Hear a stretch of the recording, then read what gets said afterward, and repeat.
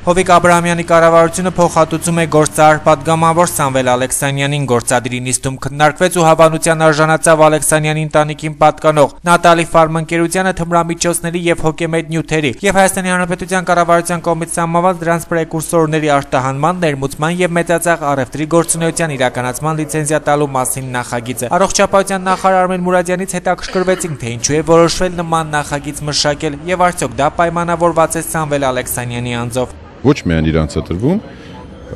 բազմաթիվ ընկերություններ, այս տարի արդեն 8-րդն է, որը որ ստանում է,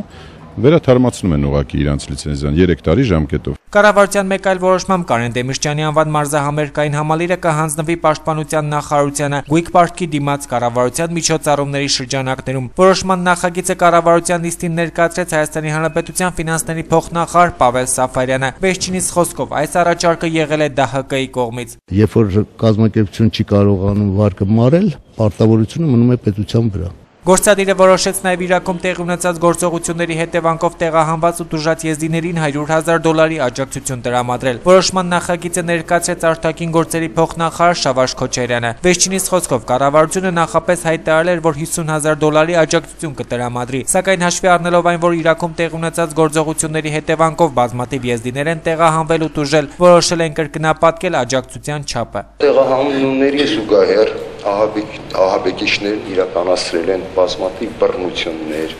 խոշտանգումներ, սպանություններ։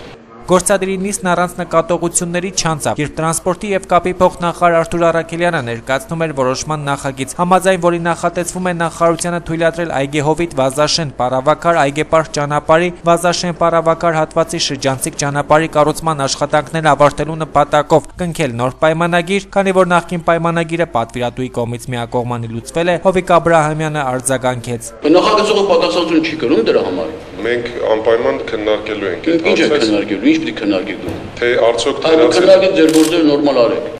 Կառավարության նիստում անդրադարձ կատարվեց նաև Լարսում տեղի ունեցած փլուզմանը։ Արտակարգ իրավիճակների նախարար Արմեն Երիցյանը նշեց, որ դեպքը տեղի է ունեցել գիշերը, ճանապարհը փակ է, գազի խողովակն էլ վնասվել է։ Ըստ Երիցյանի ձեռնարկվում են միջոցներ ճանապարհը արագ բացելու համար։ Վերին Լարսում ստեղծված իրավիճակի վերաբերյալ լրագրողներին ապա որոշ պարզաբանումներ նիստից հետո ներկայացրեց նաև կապի եւ տրանսպորտի փոխնախարար Արթուր Առաքելյանը։ Իրավիճակը գնահատվում է որպես ծանր, որովհետեւ վտանգ կա, որ սողանքը, այսինքն կշարունակվի այդ աղետը, սակայն աշխատանքները լուրջ ծավալներով կատարվում են։ Վերջինիս խոսքով հայկական կողմն առաջարկել է իր օգնությունը, Վրաստանում անհրաժեշտությունը չեն տեսել։ Հավելենք նաև, որ կառավարության այսօրվա նիստում Հովիկ Աբրահամյանը պարբերաբար դիտողություններ էր անում գործադիրի անդամներին, անմասն չմնաց նաև կրթության եւ գիտության նախարար Արմեն Աշոտյանը։